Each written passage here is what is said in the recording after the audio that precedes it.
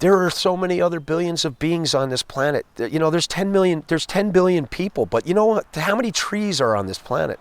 How many microorganisms are on this planet? How many insects are on this planet, and mammals and fish and birds, and oh my God. Paradise. We're living in paradise. And paradise is saying, you're living in paradise. Nature's saying, you're in paradise and you don't understand it. So, here we are. We're not in charge anymore. We were never in charge. The control is in the hands of the planet and the universe and God. And now you can either be part of nature and God or not. It's just your choice now. There's no debate. You pick a road and you jump on it.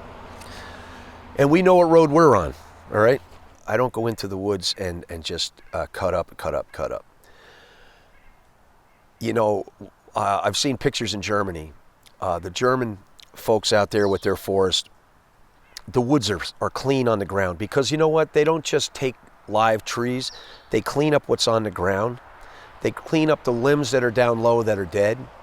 They use that wood before they use the live ones.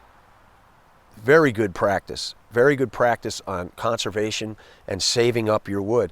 And you know, as we go through these pandemics, wood is a resource. So I can take you in these Catskills right now and show you an abundance of wood that's just laying on the ground dead. Totally useful wood, totally useful material for warmth, for furniture, for utensils, all the things that you could use in your daily life, you know.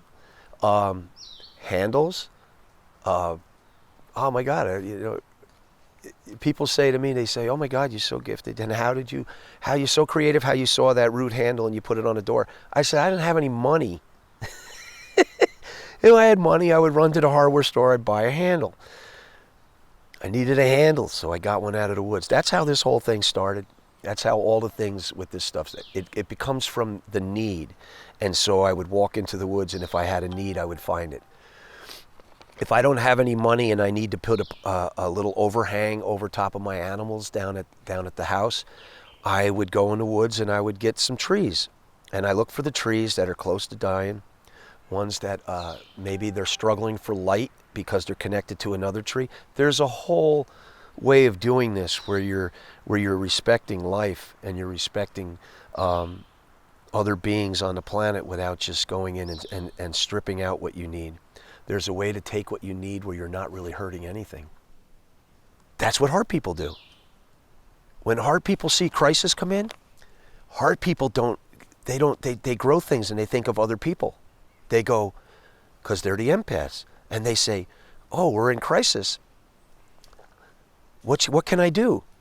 Even if there's a little bit of fear inside an empath, the empath is thinking what it can do to be positively motivated to help the future.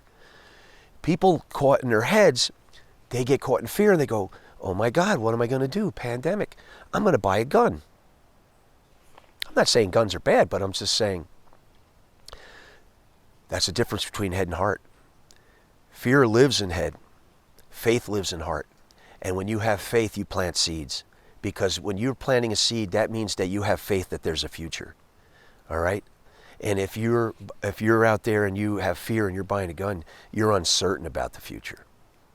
So right there answers the biggest question about head and heart. Why do we want to be in heart? Because we want to have faith in the future. So we plant seeds. Because we know that we're going to be here to reap the abundance that comes from planting those seeds. It's very, very simple. You know, right? You ain't got to be a college graduate or have a PhD to understand that fear will get you nowhere and that faith will take you everywhere. And the intentions of millions of people, of millions of empaths, is a powerful, powerful intention. So that's what we're doing. We're collecting hearts all around the planet. Other receivers, other antennas that are out there getting the signals, conduits, and transmitting it outward, which is pretty much what we're doing with these videos.